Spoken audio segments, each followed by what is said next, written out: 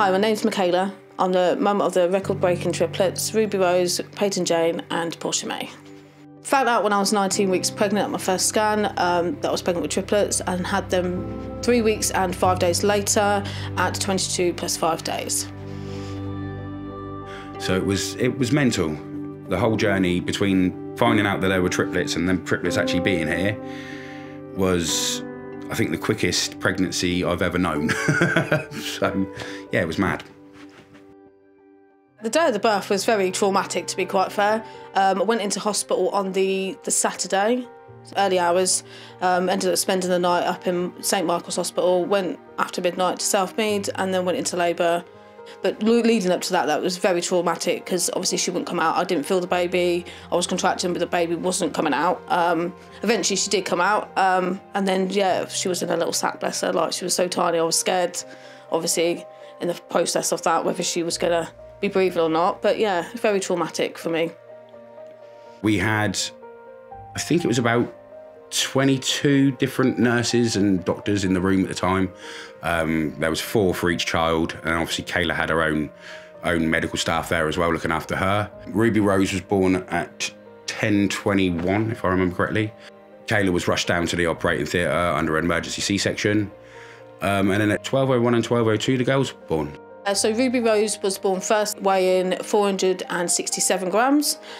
Payton-Jane was the second born, and she weighed 402 grams.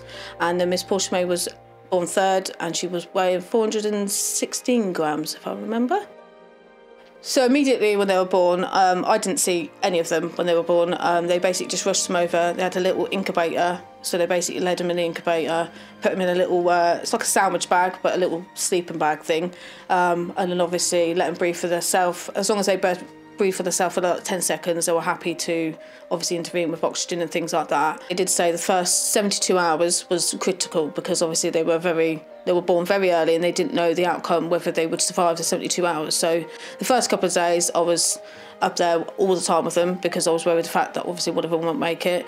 The only issue we had was Porscha-Mae had a bleed to the brain on her, I think it was on her left side. The NICU journey on its own, any parent has been through it, whether it was 2 days or, as we were, 216 days.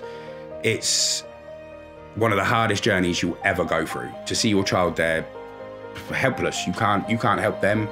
You don't know what they're going through. You're relying on the medical team.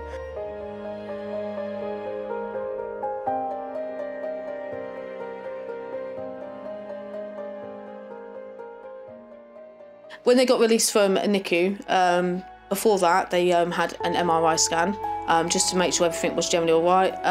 And they had something, white brain matters or something in their brain. So basically that's the sign of obviously cerebral palsy. I think Porscha had it worse, and then obviously Payton was just under Porscha with the cerebral palsy, and then Rubi-Rose was very mild. So that could mean like learning difficulties or trouble walking a little bit when she's older. We don't know the outcome of how bad it's going to be for them. Obviously at the moment, 2 twins, Porscha-Mae and Payton-Jane, are in expander chairs because they don't physically move. All they do is like move around like side to side, or they can move their arms and legs, but they don't put any pressure on them. They don't hold themselves up. Like, we have to do literally everything for them, as in obviously move them, put them on the floor. It's not like Ruby where she crawls around, she's nearly walking. She does basically everything that she wants to do by herself. Payton and Porscha don't have that. So obviously we have to put them in the special chairs to help with their support. And then they also have a standing phone, which we have to obviously put them in to help with their strength and their legs. We've quite, as I said, we're quite lucky with our medical team. They literally get anything that they need. Obviously it's not easy, it can be very, very hard. And it can be quite challenging at times with all the appointments that you have to go to, people coming in your house, doing physio and things like that with the girls on a day-to-day basis. We have to obviously move their limbs, arms and things like that. So yeah, it was very, very stressful the first year that they were here. So when I found out I was pregnant at 19 weeks, we was above a pub that we were still currently living at, lost our jobs due to COVID. She couldn't afford to keep us on. So we were living there temporarily until they evicted us to go through the council. The pressure that I was under with obviously evictions and things, I think it might have been stress that maybe brought my waters on. No one knows why I went into labour that early. I'll say it was a tough kind of like year for us in that kind of respect of losing our home and going in a temporary accommodation and things like that, yeah. Show you that now. If I can get it out. They don't recognise that they're being fed. They also don't recognise when they're full or when they're hungry. Oh, so okay. Because NG tube babies don't generally realise when they're hungry, so they're due every 3 hours. But if they could go 4 or 5 hours and still not be crying. Yeah, so if they were in hospital and they'd had to starve them for say 12 hours, they'd be fine. They go 12 hours. They would literally go the 12 hours and not cry or anything like that. So it can be really, really challenging for anyone with disabled children, logically. But obviously me and my partner, Jay, obviously just crack on and just do what we need to do really for them, to be honest. They can't do it for themselves, so obviously we have to do it for them. So yeah. But if it wasn't for Kay and how amazingly strong she is, she was my support. And it sounds stupid, I should be her support, but 110% she was my support. I had postnatal depression and stuff like that, so she was there for me through the whole of that. And then later on in Payton's life, when we had to do CPR with Payton, I developed PTSD on that. My mind can't file what happened the day, because I basically see Payton grey. She was dead.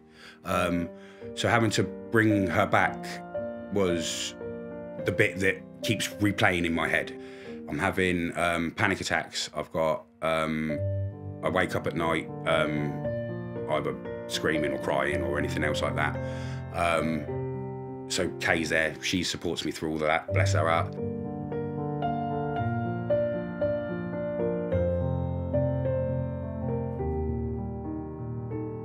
I wanted to be there for a lot of dads, because there's not a lot of help for dads, especially in the NICU side of it. Postnatal depression isn't really recognised in dads. And the whole experience for a dad can be very alienating. It's just awareness for people that have gone through it and people that may go through it, to know that it's not, you're not aliens, you're human beings, and we've all gone through it. And if you're feeling a bit down at times, we're here for you. Well, we used to spread awareness, obviously, that we've had triplets and that they can survive. Obviously, what they've got now is completely different to what they had probably 5 years ago. They've got a lot more now to help children that are born so early. And we just spread the awareness and obviously keep everyone updated. They love seeing the girls on TikTok. They absolutely adore it. Kayla she's Wonder Mum. She is absolutely amazing. I love her to bits. Words can't say how proud I am of that woman. She is amazing.